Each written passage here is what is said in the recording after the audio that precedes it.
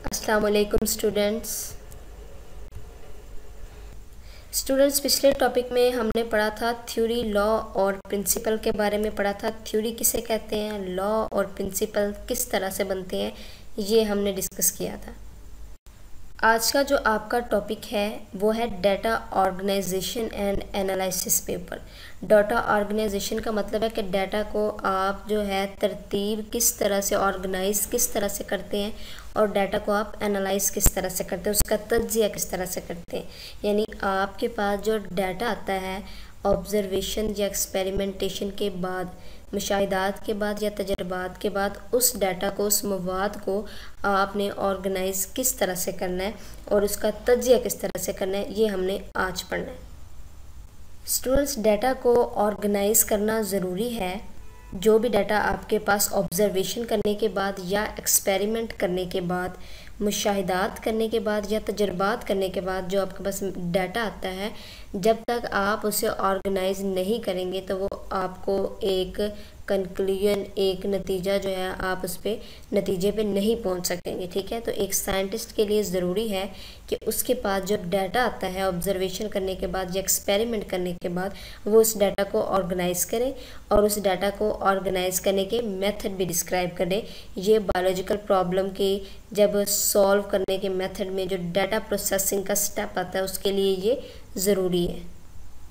तो students, data को organise करने के बहुत से स्टेप्स हो सकते हैं। डाटा को हम नक्शों की फॉर्म में, मैप्स की फॉर्म में ऑर्गेनाइज कर सकते हैं। इस तरह ये सिंपल डायग्राम फोटोसिंथेसिस का एक मैप बनाया गया है कि फोटोसिंथेसिस के लिए क्या क्या चीज़ें ज़रूरी हैं और किन में होता है। ये प्लांट्स में होता है, प्रोड्यूसर्स में होता है और इसमें ग्लूकोज बनता है। तो ये सिंपल एक मैप है। तो इस तरह हम बायोलॉजिकल डाटा को मैप्स की फॉर्म में ऑर्गेनाइज कर सकते हैं। इस तरह का कोई भी और हम मैप बना सकते हैं। ठीक है, नक्शों की फॉर्म में हम डाटा को ऑर्गेनाइज कर सकते हैं। ये डाटा ऑर्गेनाइजेशन का एक मेथड है, एक स्टेप है उसका। बिल्कुल इसी तरह जो दूसरा एक तरीका है डाटा को ऑर्गेनाइज करने का, वो फ्लो चार्ट्स है। फ्लो चार्ट्स कुछ इस तरह से होती है। इसकी डायग्राम देखें, यहाँ पे वो सारे स्टेप्स जो आप पिछले टॉपिक में पढ़ चुकी हैं बायोलॉजिकल प्रॉब्लम को सॉल्व करने के, तो सारे स्टेप आपने इस तरह का उसका एक चार्ट सा बना दिया। फ्लो चार्ट इसे हम कहते हैं। तो डाटा को हम इस फॉर्म में भी ऑर्गेनाइज कर सकते हैं। ठीक है स्टूडेंट्स, डाटा को हम टेबल्स की फॉर्म में भी ऑर्गेनाइज कर सकते हैं, नेम्स की फॉर्म में भी कर सकते हैं, वैल्यूज़ की फॉर्म में भी कर सकते हैं। ठीक है, जिस तरह ये डायग्राम देखें, यहाँ पे कैट्स और डॉग के नंबर दिए गए। कैट्स 12 हैं और डॉग 6 हैं और पीरियड 1, यानी जो पहला पीरियड हमने लिया उसमें इतनी हमने कैलकुलेशन की। या हम किसी डिजीज़ के बारे में भी कर सकते हैं या किसी और कोई और भी हम इनसे रिलेटेड एक्सपेरिमेंट जब कर रहे होंगे। तो सिंपल मैं आपको समझाने के लिए ये टेबल मैंने एक बनाया है। ठीक है, कि पीरियड जो है, फर्स्ट पीरियड में कैट्स इतनी हैं तो डॉग्स इतने, इस तरह 6 पीरियड है तो 6 पीरियड में कितने डॉग्स हैं, कितनी कैट्स हैं, उनके नंबर उनके सामने लिखे गए हैं। ठीक है, तो ये आपने एक तरह का टेबल बनाया है, यानी जो आपके पास जो डाटा था आपने उसको डाटा को प्रोसेस्ड किया। ठीक है ना, डाटा को आपने ऑर्गेनाइज किया। ठीक है, तो यहाँ पे ऑर्गेनाइज करने के बाद आपने उसका मीन भी निकाला है। ठीक है, तो ये भी डाटा को ऑर्गेनाइज करने का एक तरीका है कि टेबल्स की फॉर्म में डाटा को आप ऑर्गेनाइज करें। स्टूडेंट्स, जिस तरह से डाटा ऑर्गेनाइजेशन यानी डाटा को ऑर्गेनाइज करना ज़रूरी है, बिल्कुल इसी तरह से डाटा को एनालाइज करना भी ज़रूरी है, यानी डाटा का तज्जिया करना भी ज़रूरी है। ठीक है, कि आपके पास जो एक्सपेरिमेंट्स में जो डाटा है आप उसको एनालाइज किस तरह से करेंगे। ठीक है, आप एनालाइज करने के लिए स्टेटिस्टिकल मेथड्स इस्तेमाल करते हैं।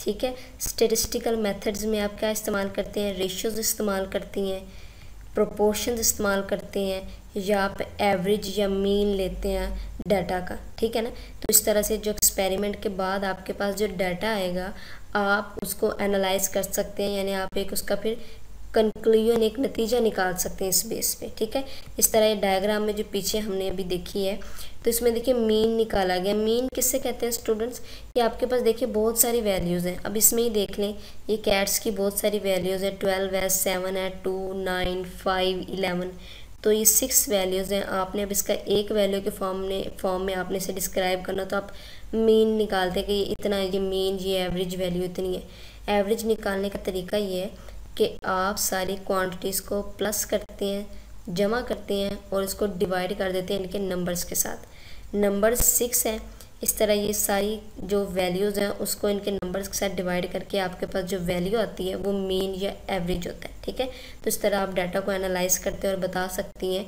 कि आपका जो एक्सपेरिमेंट आपने किया है उसकी मीन वैल्यू ये है। कोई भी एक्सपेरिमेंट जो आप कर रहे हैं उसकी आप मीन वैल्यू निकाल सकती हैं। तो ये डाटा को एनालाइज करने का एक स्टैटिस्टिकल मेथड है।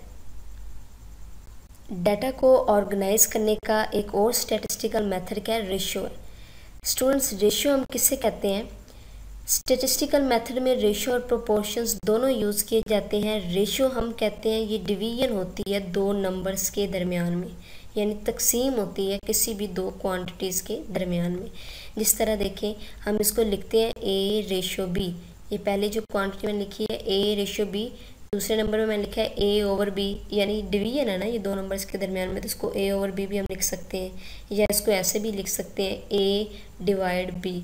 ठीक है ना, तो ये मतलब तीनों का एक ही है। तो रेशियो कहते हैं दो नंबर्स के दरमियान में डिवीजन। ठीक है, ये स्टैटिस्टिकल मेथड है। आप डाटा को इस फॉर्म में एनालाइज कर सकते हैं, उसका तज्जिया कर सकते हैं कि कोई भी दो क्वांटिटीज़ आएंगी, आप बता सकते हैं कि इनके दरमियान में ये रेशियो है। ठीक है, जिस तरह के आपके पास फॉर एग्जांपल आपने मलेरिया के मुतालिक कोई भी एक्सपेरिमेंट किया है, तो आप कहेंगी 50 मलेरियल पेशेंट हैं और 150 हेल्दी पर्सन हैं। ठीक है, 50 जो हैं मलेरिया के मरीज़ हैं और 150 जो हैं वो हेल्दी पर्सन है। तो इसको रेशियो के फॉर्म में आप किस तरह से बताएंगी? 50 और 150, 50 मलेरियल पेशेंट और 150 हेल्दी पर्सन। तो 50 को 150 पे डिवाइड करेंगे तो 1:3, तो ये सिंपलेस्ट रेशियो आई है। तो इस तरह से आपके पास जो डाटा आया था एक्सपेरिमेंट के बाद कि 150 पर्सन में से 50 को मलेरिया हो गया। ठीक है, तो उसको आपने 1:3 की फॉर्म में बताया है। ठीक है, तो ये आपने एक स्टैटिस्टिकल मेथड इस्तेमाल किया है रेशियो का।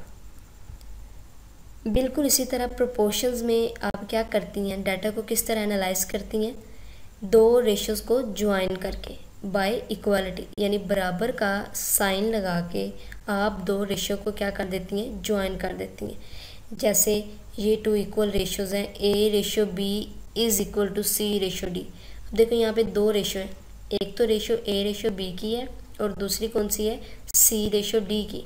इनके दरमियान में आपने इक्वल लगा दिया, यानी आपने दो रेशियोज को इक्वलाइज कर दिया। ठीक है, इसे प्रोपोर्शन कहते हैं। अब इसमें जो फर्स्ट रेशियो है, फॉर एग्जांपल आप लेती हैं, आपकी बुक में एग्जांपल दिया है कि फॉर एग्जांपल आपने जो पहला तजर्बा किया उसमें आपने 20 चिड़िया को जब मच्छरों से कटवाया तो 20 में से 14 को मलेरिया हो गया। ये आपने एक एक्सपेरिमेंट किया। ठीक है, अब 20 में से 14 को मलेरिया क्यों हुआ? क्योंकि हो सकता है कि बाकी जो हैं, आपने जिन चिड़िया को मच्छर से कटवाया था, ठीक है, तो उन मच्छरों में हो सकता है प्लाज्मोडियम हो ना हो क्योंकि ये पैरासाइट है। ठीक है, या हो सकता है कि जिनको मलेरिया हुआ है 14 को, बाकी 6 को जो नहीं हुआ हो सकता है उसमें थोड़ी देर बाद जाहिर हो सकता है उसमें पैरासाइट जो वो इंक्यूबेशन पीरियड में हो। तो ये एक अलग बात है। ठीक है, लेकिन आपके पास जो रेशियो आई है वो 14:20 की है, यानी 14 चिड़िया को मलेरिया है और 20 में से 14 को मलेरिया हो गया। ठीक है, ये पहली रेशियो आपके पास आई। ठीक है, उसके बाद आपके पास जो दूसरी रेशियो आई वो आपने क्या करना है, अब आपने जो पहली रेशियो थी उसी की बेस पे दूसरी का आपने नतीजा निकालना है कि पहले आपने 20 चिड़िया को जब मच्छरों से कटवाया था तो 14 को मलेरिया हुआ। अब 100 चिड़िया को मच्छरों से कटवाओगे तो कितनों को मलेरिया होगा, कितनी चिड़िया को मलेरिया होगा। तो इस तरह का जो आपके पास डाटा आएगा आप उसे एनालाइज करने के लिए ये प्रोपोर्शन वाला जो मेथड है इस्तेमाल कर सकती हैं, इस तरह से कि आपने दोनों रेशियोज़ को इक्वलाइज कर दिया। अब यहाँ पे मैंने इक्वल की जगह यहाँ पे दो रेशियो लगाई हैं, तो इन दो रेशियो का मतलब ही यही होता है प्रोपोर्शन। x रेशियो 100 ये दूसरी रेशियो है और 14:20 ये पहली रेशियो है। जिस मैंने फॉर्म में लिखा है इन क्वांटिटीज़ को आपने भी बिल्कुल इसी फॉर्म में लिखना है। ठीक है, तो अब इसको जब आप सॉल्व करेंगी, ठीक है, तो किस तरह से करेंगी? अब देखिए मैंने पहले बताया आपको कि रेशियो का मतलब होता है डिवीजन। ठीक है ना, तो आप इसको लिख सकती हैं x/100 बराबर है 14/20। ठीक है, अब आपने x की वैल्यू निकालनी है तो x को एक तरफ रखें, 100 को इस साइड पे ले आए। 100 जो है लेफ़्ट साइड पे डिवाइड हो रहा है तो राइट साइड पे जब जाएगा तो ये मल्टीप्लाई हो जाएगा।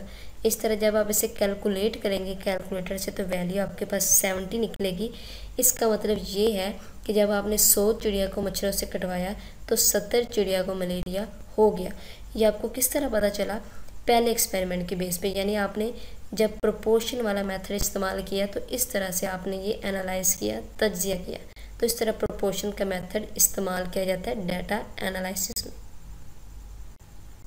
स्टूडेंट्स, आज जो आपने टॉपिक पढ़ा है इसमें इम्पोर्टेंट जो शॉर्ट क्वेश्चन बन रहा है कि डाटा को ऑर्गेनाइज किस तरह से किया जा सकता है, how data can be organised. ठीक है, ये 2 नंबर का शॉर्ट क्वेश्चन बन सकता है। ये मैंने आपको बता दिया है किस फॉर्म में ऑर्गेनाइज किया जा सकता है। ये आपने अपने होमवर्क में इसका आंसर लिखना है। और लॉन्ग क्वेश्चन इसमें बन सकता है इम्पोर्टेंट, डाटा एनालिसिस पे नोट लिखें, या इसके साथ वो डाटा ऑर्गेनाइजेशन या डाटा एनालिसिस दोनों भी कंबाइंड दे सकते हैं। ठीक है, पेपर में इस तरह से क्वेश्चन बन सकते हैं। इन दोनों के आंसर आपने अपनी नोटबुक में लिखने। स्टूडेंट्स, इंशाल्लाह नेक्स्ट लेक्चर में हम 3rd चैप्टर को स्टार्ट करेंगे। ये आपका 2nd चैप्टर का लास्ट टॉपिक था। इंशाल्लाह नेक्स्ट लेक्चर में हम बायोडाइवर्सिटी का जो 3rd चैप्टर है वो स्टार्ट करेंगे।